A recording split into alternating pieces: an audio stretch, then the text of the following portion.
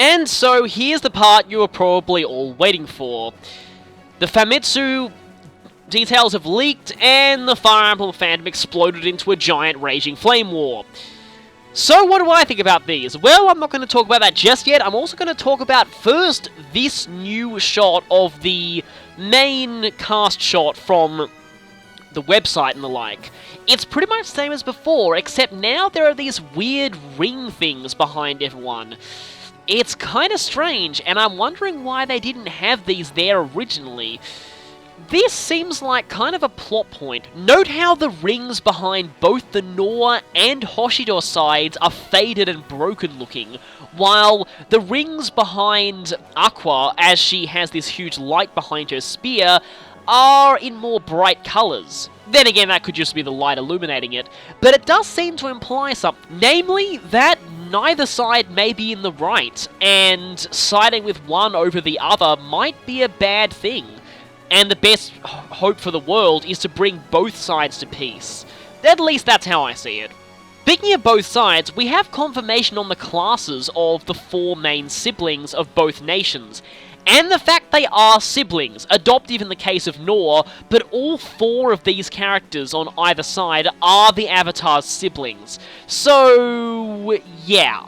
On the Hoshido side, I'm pretty sure that none of these will be able to become their waifu or husbando, and on the Nohr side, it still has some kind of creepy implications. But on the Hoshido side, Ryoma seems to be a true blade. Now, from the looks of things, it's just a renamed Swordmaster class rather than an actual 3rd tier class like it was in Radiant Dawn.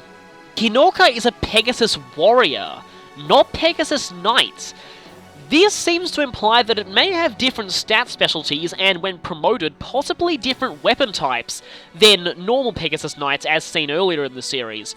Takumi, and yes, the archer character is confirmed to be Takumi. It was pretty obvious, but yes, the Lord Takumi that someone referred to in dialogue earlier on, in the Nintendo Direct trailers, that is the archer, and he's a bowman apparently, which is probably just archer.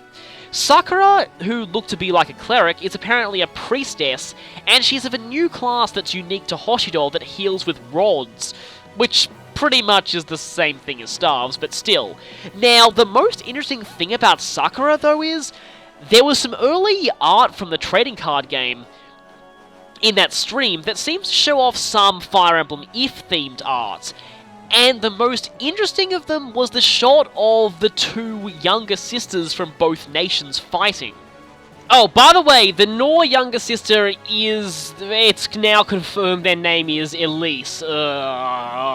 I hate that name due to Sonic 06, but oh well. But here's the main thing I want to draw your attention to. Look at them here. Now, the trading card game isn't exactly the most reliable sorts of information here, seeing as it features Pegasus Knight Minerva and some hulking monstrosity that's apparently Riss.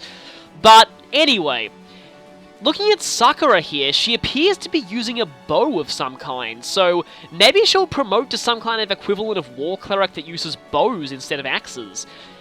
Elise, on the other hand, she's clearly using a tome, which means that she'll be a more traditional promotion of a healer, and it looks like she's mounted, so she might promote to a more traditional Valkyrie-like class, while Sakura might promote to some interesting kind of bow cleric thing, which, yeah, very interesting. On the Nohr side, Marx is confirmed to be a paladin, surprising no one. Camilla is apparently a revenant knight, which is a little strange since she looked like a wyvern rider in earlier map sprites, so maybe Nohr just calls her something different, or maybe Camilla actually does have a different class. Also, this is probably the most interesting part of this. The blonde-haired mage guy is now confirmed to be named Leon. Jokes with Marx and Leon, Russian references, but anyway. He's confirmed to be a Dark Knight, which is pretty much exactly what he looked like in all the trailers, so no one was really surprised. And the younger sister, Elise, is... now this is interesting, she's apparently a Rod Knight, which implies that she might have some kind of higher defensive stats than your average cleric or something, but I don't know. She does seem to start out as more of a healer, but might upgrade into a more Valkyrie-like class. But this is kind of interesting that a lot of these characters seem to have unique classes, or at least classes that we've never seen before. This game definitely seems to be introducing some different ideas of classes, which the series hasn't done for quite a while. I'll talk more about classes later because there was a bit more details on them, but something else to note about the 8 different siblings of the Avatar. It's not just the Avatar who has the Dragon Pulse or Dragon's Vein ability to alter the terrain of maps. They do as well. Apparently it's a trait possessed by the bloodlines of both nations, and apparently stems from some kind of divine dragon blood, so there's going to be dragon involvement in this game like a lot of other games in the series. But this Dragon's Vein mechanic sounds very interesting because it's not just one character who can do it. Apparently it doesn't just involve making bridges either, like we saw in the Nintendo Direct. It can apparently do things like drain the water from a lake. So it seems like there's going to be a lot of really interesting applications of this to really affect map strategy. This has been the first time in Fire Emblem you're really able to alter the terrain of a map to benefit you, so this is a very interesting concept. On the subject of classes, they seem to have confirmed that both sides seem to have different classes, and this was pretty obvious from a lot of earlier information. So, the Hoshido side has classes like Priestesses, which I already mentioned before, and Oni, which are basically axe users who fight with maces rather than axes. Pretty much the Hoshido equivalent of fighters or warriors, basically. So that sounds like an interesting concept, and it's possible that a character we've seen in earlier trailers, Linka, may be a female Oni. So looks like the class doesn't gender discriminate in the way that fighter and warrior do. Meanwhile, the Nohr side apparently has sorcerers, which makes sense, and a class called Brave Heroes, which is probably just a renamed version of the normal hero class that appeared in earlier games. I mean, it's not like Hero hasn't been renamed before. Fire Emblem 4 called them Forests for some weird reason. Also, we've obviously known from earlier on that both sides have different types of weapons as well. Hoshido has katanas, naginatas, and maces, while Nohr has the more traditional swords, axes, and lances. They probably serve the same function, but may have different properties. Speaking of weapon properties, here's one of the 2 biggest bombshells dropped by this, information, yeah. It has been officially revealed that weapon durability is, in fact, gone entirely. So all weapons are unbreakable.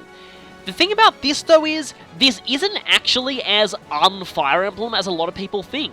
Fire Emblem Gaiden had unbreakable weapons, and in Fire Emblem 4, you could pay a fee of gold to repair broken weapons, meaning that weapons were essentially unlosable, basically. A lot of people in my earlier analysis videos were pointing out that colour behind the weapon's icon might have indicated durability. Well, it turns out this isn't the case. Weapon durability is in fact entirely gone. I did think that weapon durability was a really interesting part of the series, and it did give the Fire Emblem series a lot of depth. In fact, it was so iconic that Robin in Smash Bros. Actually has it as a gameplay mechanic in that game. It really made you think about using your weapons, made you realise, you know, maybe I shouldn't quite use this weapon so much because I might need it later, and it also helped balance certain weapons by giving them less uses than others, so more powerful weapons might break earlier, so there is some value in using the lower level weapons even at higher levels in terms of your characters. Really, I'm not exactly all that bothered by this though. Again, it's not like this hasn't been seen before in the series, and it will make some things a little bit easier, and it will actually open up a whole lot of new, interesting mechanics as well. Like, which weapons do you keep? Because you'll probably still be able to buy things from shops and get weapons off of enemies, and, well, you can only hold so many, so you might have to sell quite a lot of them. And yeah, choosing the right weapon for the right job is now more important than ever. But there is a really interesting stipulation, though, that was pointed out. The developers mentioned that even though weapons are unbreakable now, they have tried to make you think about which weapons are best for a given situation. Now, here's where things get really interesting. They said that some weapons may reduce the enemy's critical rate. That's kind of interesting, I mean, maybe a luck boost or something, while others may be powerful, but difficult to attack twice with. This is a very, very important thing, because what this means is that while weapon durability may be gone, there's a chance that weapon weight might be coming back. For those of you who are used to more recent games like Awakening that abolished the weight system entirely, how weapon weight worked was that basically, normally, I'm guessing that if this game did use it, it would go based on your strength stat. So, depending on your character's strength stat, every weapon has a weight value. If its weight value is higher than your character's strength, the character will suffer a penalty to their speed in combat, and so double attacking will be harder, and it will be harder for them to dodge enemy attacks. To compensate though, weapons with high weight tend to be pretty powerful. Since there is no indication of Con coming back, or Constitution, in the character stats that we've seen so far, I wouldn't be too frustrated about weapon weight returning. I like the system that Path of Radiance used, even though eventually when strength stats got high enough, weapon weight was pretty much a total non-issue. I hope they make that a little bit more balanced, because that was a bit of an issue. And it also affected mages a little bit, but at least I'm glad that the old Con system used in the Game Boy Advance games is gone, because oh, I hated the con system so much. I might have explained this before, but the con system was annoying. Like, in theory, it gave pre-promotes something that made them more worth using, but in practice, it was extremely crippling to female characters in particular, which was kind of, well, extremely sexist, at least to me. So overall, I'm not too bothered by the removal of weapon weight, and it looks like they're gonna make choosing which weapon to use in the right situation as much of a tactical choice as it was earlier, and I'm fine with that. One other change that I absolutely love is changes to the pair-up system. The pair-up system in Awakening was a great idea in theory, but in practice it was very easy to make it very, very, very broken, and the game became absurdly easy if you abused it. This game seems to have taken steps to tone it down a bit. Not only does it look like the bonuses provided by pair-up seem to have been nerfed a bit, but they've actually changed the way that dual strikes and dual guards work to kind of fit with the system as well. Basically, there are now two ways that characters can support each other during battle. They can adopt an attack stance or a guard stance. An attack stance is when one character attacks while an allied character is standing next to them. Note that they're not actually paired up in this case. When this happens, the adjacent character will perform an additional attack in the combat, like dual strikes from Awakening. The way this is worded implies that the dual strikes here are actually guaranteed, rather than a percentage chance. They'll actually always happen. So, actually, this system sounds quite powerful. And from the looks of things here, enemies can use it too, so you'll have to be kind of careful. If you look at the bottom screen here, you'll see that there's some hit percentages and attack stats shown for the partner, as well as the main unit in the combat. So, here's the thing with this though. By adopting an attack stance, you won't gain the bonuses associated with pair-up in Awakening. For that, you'll need to do the other thing. According to the Famitsu information, a guard stance is adopted when two units actually combine together on one spot, much like Awakening's pair-up system. In this state, the characters have increased stats, much like Awakening's pair-up system, and the support unit will occasionally guard the main unit from attacks, just like Awakening's dual guards, and from the looks of things, it seems like dual guards do mitigate all damage. The other interesting thing about this is that apparently units, when they're adopting a defense stance, have a shield gauge. This implies that they can only pull off so many dual guards in one turn before they can't anymore. This does help mitigate it being a little bit broken, in some ways. Feels almost like a block meter in some fighting games. Often fighting games will have a meter that goes down every time you block attacks. When the meter hits 0, you are punished in some way. It basically looks like they're doing a similar system here, and it does make sense, because reducing all damage to 0 I did feel was kind of a little bit overpowered, so I'm glad they've toned that down a bit. But the thing that I really like about this new way the duel system works is, it's now another tactical decision. You have to choose between dual strike or dual guard, which one is most appropriate in the given situation.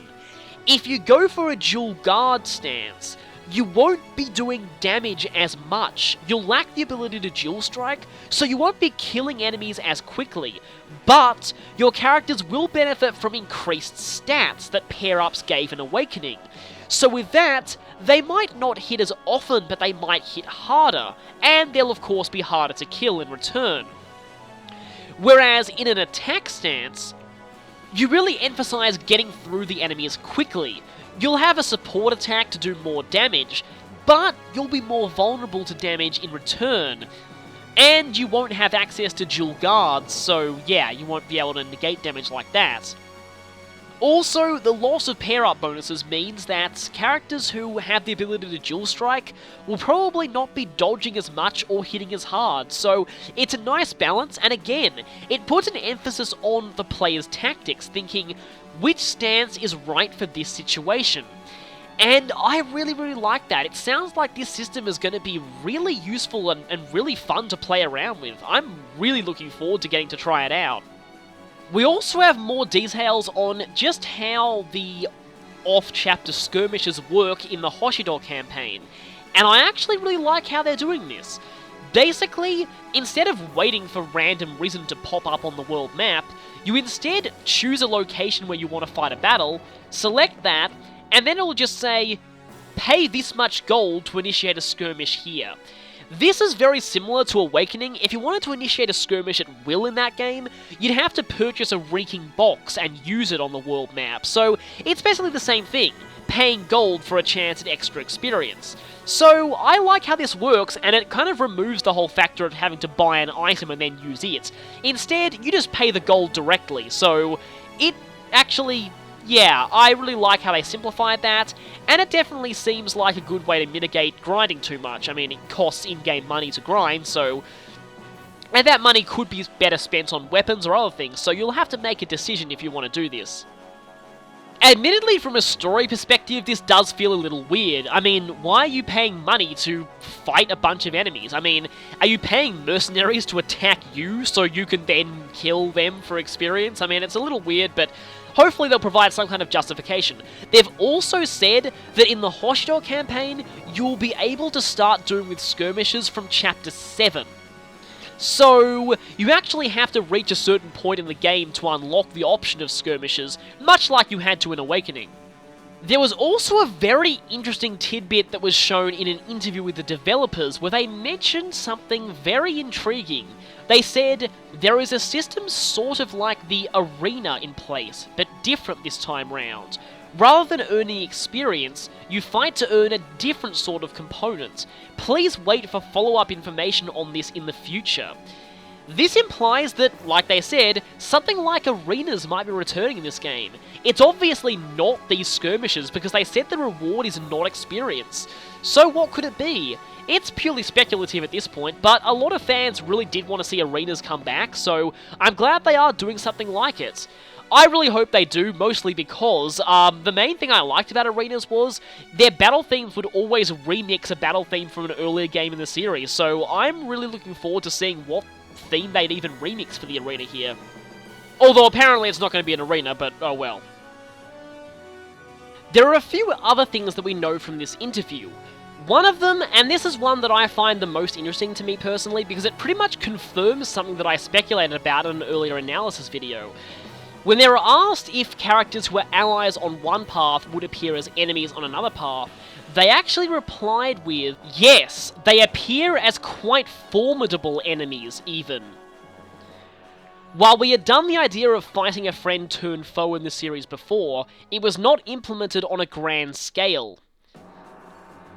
So, this essentially confirms what I speculated on earlier, that some of the characters who are allies in one path will be major late-game bosses in another path.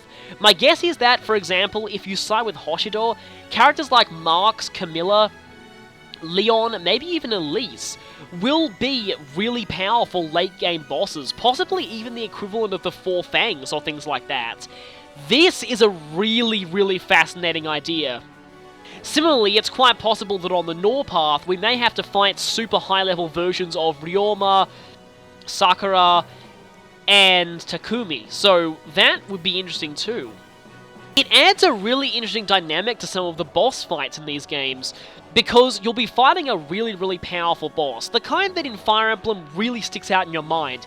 Characters like Reinhardt, Ishtar, the 4 riders from Path of Radiance, most of the final bosses in Radiant Dawn. These boss fights, they always really stick out to you. And now they're going to stick out for a very different reason. Not only will you be remembering these characters as, wow, this boss was so hard to take down, but also for the fact that, wow, in the other side, I was actually using this character. And the idea of that just feels really interesting to me.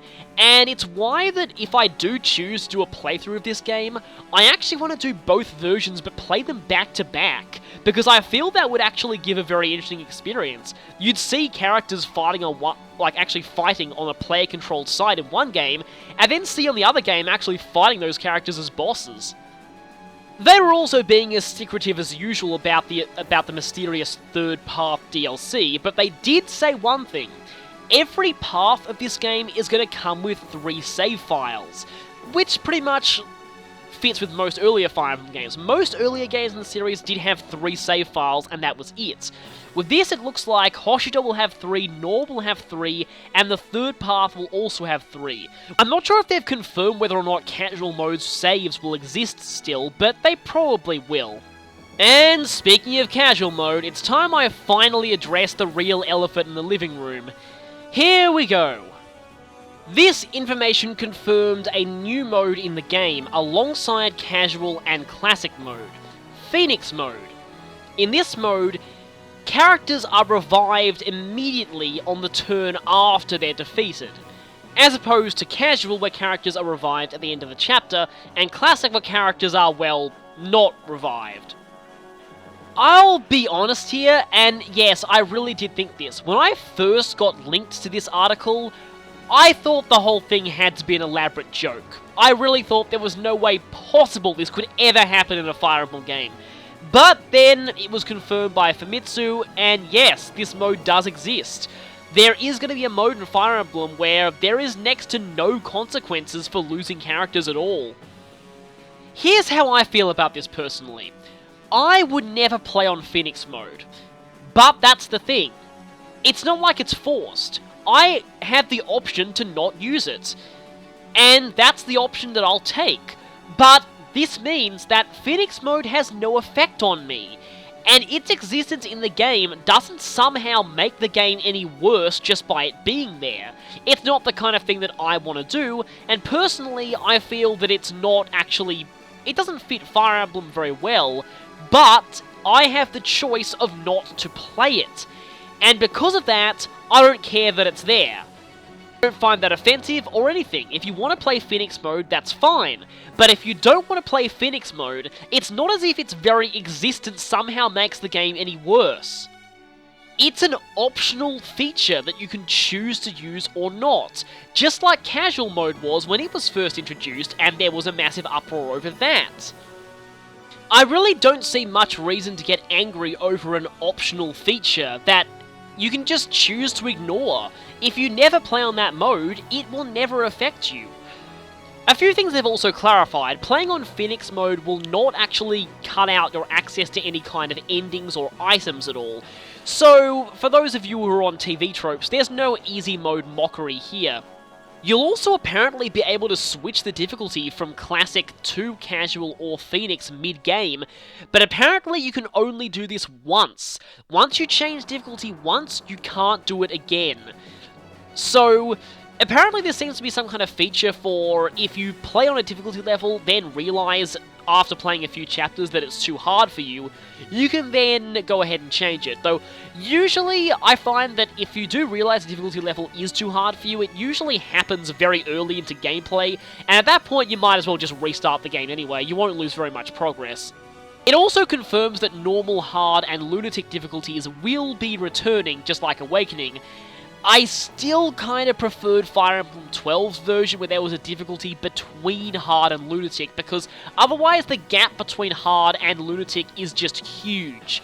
They have said that those who want to experience the story of the Nohr version will be able to play it on lower difficulty levels, so at least people won't be shut out with that.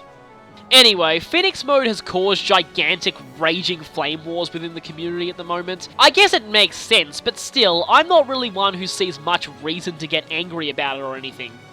It was made for people who were still intimidated by the series' difficulty level, and what a lot of the people who've grown up with this series and played it a lot don't realise is that even on casual and normal mode, Fire Emblem games are still fairly difficult by the standards of most games in general. They're still something that a lot of casual players would really not even want to touch, and making it appeal to more players definitely is a good thing for improving the community of your game, and making it so that more people actually get to play it.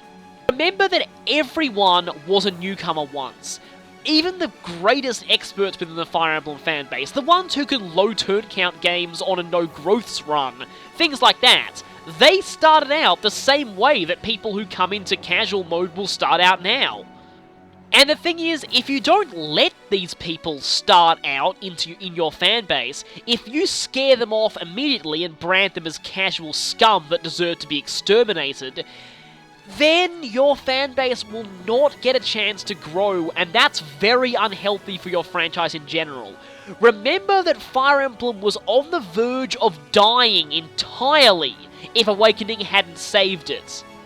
I get the feeling the toxic attitude of the fanbase was something to blame for that. Due to their games in general being very difficult, they adopted a kind of social Darwinistic philosophy that anyone who found the games too hard, good riddance, they didn't deserve to pollute this sacred fandom anyway.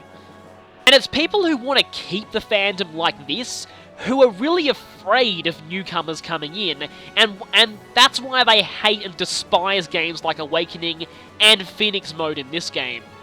I know I sound a bit overly harsh about Fire Emblem's fandom in general, or at least my experience with it, but yes, it is my experience. I no longer go on Fire Emblem forums at all, because the last time I was there, the experience was just horrifying for me. I've heard that the fandom may be getting a bit better since then, or maybe it's because the wars about low turn counts have now changed to wars about shipping, but still, I really hope that the fanbase, at least the veterans of the Fire Emblem fanbase, can learn to respect newcomers. At least though it feels they're keeping this something for everyone approach that Awakening had, even with the split of Hoshido and Nohr. So, at least they're not encouraging the rift in the fandom as much as I thought they were. I hope things turn out better, but considering how crazy the fanbase broke over Awakening, I'm not so sure. We'll have to wait and see. Still though, I think this game does have great prospects. I really like the changes to the Dual Strike and Dual Guard system, and even the removal of weapon durability might be a good thing overall. This looks like a very, very interesting game, and I really would love to play it someday. On YouTube, I mean. So, what I want to say here is, and this is just only pertains to what I plan to do with this game on my channel, I do plan to hopefully do a blind playthrough of these games when they come out. Of course, that won't be until next year. The thing is, though, I'm still wondering about what difficulty I should play on. I'm definitely not going to be playing on Phoenix Mode, but I'm wondering if I am doing a blind run of a Fire Emblem game, whether I should actually do it on casual. The main reason being, having to restart a chapter every time I lose a character, that doesn't really fit a blind run, really. I mean, the next time I play the chapter, I won't be blind, and so I'll play it a lot better, and I'll know a lot of the things about it, and that'll kind of defeat the purpose. Plus, the videos would look very, very awkward. I get a certain way into a chapter, lose someone, have to restart, and then cut the video back to when I get back to that point, and then might happen again, and then the videos would look very, very awkward and fragmented. So I am wondering if I should just play on casual mode, and just play like casual mode, like not reset if I lose someone, just wait until the end of the chapter when they come back. What I definitely will not be doing, though, is playing on Classic and not resetting if I lose a character. There seems to be a growing thing, especially on YouTube, of people who actually like this and who actually think this is the way Fire Emblem should be played. When I was growing up with the Fire Emblem fandom, everyone restarted when they lost a character. It was just normal. And so, that's how I do things. Of course, the other thing is that I can't really cope with a character actually permanently dying. I get to the end with everyone alive or not at all. That's how I play Fire Emblem, and that's how I always will play it.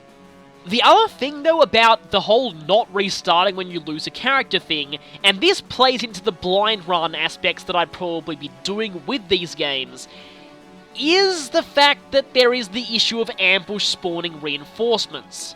I'll just put this very bluntly. Ambush spawning reinforcements on a run that's on Classic where you don't restart when you lose a character, that is not good game design and not a fun game mechanic at all. Basically, if you don't know that reinforcements are coming, if I'm playing this game completely blind, I will not know what turns reinforcements spawn. If they are indeed ambush spawning reinforcements, there's a chance that I may lose characters in ways that I could not have possibly prevented. No matter how good my strategy was, suddenly I'm like, oh hey, reinforcements came from there, a couple of people get killed.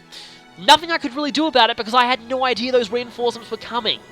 And that's the reason why I'm definitely not going to play on Classic mode if this is a blind run. If it wasn't a blind run, I'd be fine with it because I could tell when the reinforcements were coming and I'd be able to plan for them. But losing someone to something that you could not have possibly prepared for, to something that there is no way any kind of strategy could have fixed, that sums up why, and this is a weird tangent, I don't like Nuzlockes in Pokemon. Because, yeah, people say, oh yeah, it's great that, you have all this challenge because, Pokemon will die rather than faint and you'll have to lose Pokemon permanently and stuff like that. I don't consider it a legitimate challenge. I just consider it unfair luck-based cheapness most of the time. Basically, here's what usually happens. If you're a good player in a Nuzlocke, 90% of all your deaths will be due to critical hits or random misses or things like that. You'll have situations where you're in a perfect position, your opponent is burned at -6 attack, and you're at +6 defense, let's say, and critical hit and you still lose a Pokemon. It just doesn't feel fair to me, and it's not really, with permanent death, something like that just does not feel right. It's not a fair mechanic. And because of that, that's the reason why I definitely will not be playing on Classic mode if I am doing these games blind, and I probably do want to, because I really want to get my blind reactions to all of the story moments. Speaking of story moments, what I do intend to do is, and this is going to cost me a lot of money, but hopefully people will appreciate this, I intend to play both versions of the game, but do them back to back. I'll do chapters 1 to 5 as just one run normally. But from what I'll do there is, from that point on, chapter 6 onwards, I'll do one chapter of Hoshidor and one chapter of Nohr, and I'll do the two back to back. Just so you can witness firsthand how the story differs between the two versions, and so I witness firsthand as well. I'll also be doing one path with a male avatar and one path with a female avatar. But just to keep some air of mystery, not even I know which side which gender will go with. Promotional materials show the male with Hoshidor and the female with Nohr. I'm not going to follow that. When it gets to the point, I'm going to start off with a male avatar, but I'm going to leave it up to the gods of fate which path he chooses. And whichever he doesn't, the female avatar will go the other path. So, which avatar will go with which path? Not even I know. You'll look forward to finding that out when it happens. So, that's pretty much all I'm going to say about that at this point, and that's pretty much everything got off my chest. So, I hope you've enjoyed these two videos, and I'll see you again, maybe when we get some more information about this game. Of course, remember that since I do very much intend to do a blind LP of these games when they come out, I am not going to look at any more information after the games come out in Japan. So, after that date, like sometime in mid-June, I'm not going to look at anything. I'm going to have a complete embargo on any information on the game, and I don't want anyone to post anything regarding the game at all to me. So, I'll talk more about that later though. For now, yeah, thanks for watching this, and if we get any more major updates, I might see you again with these.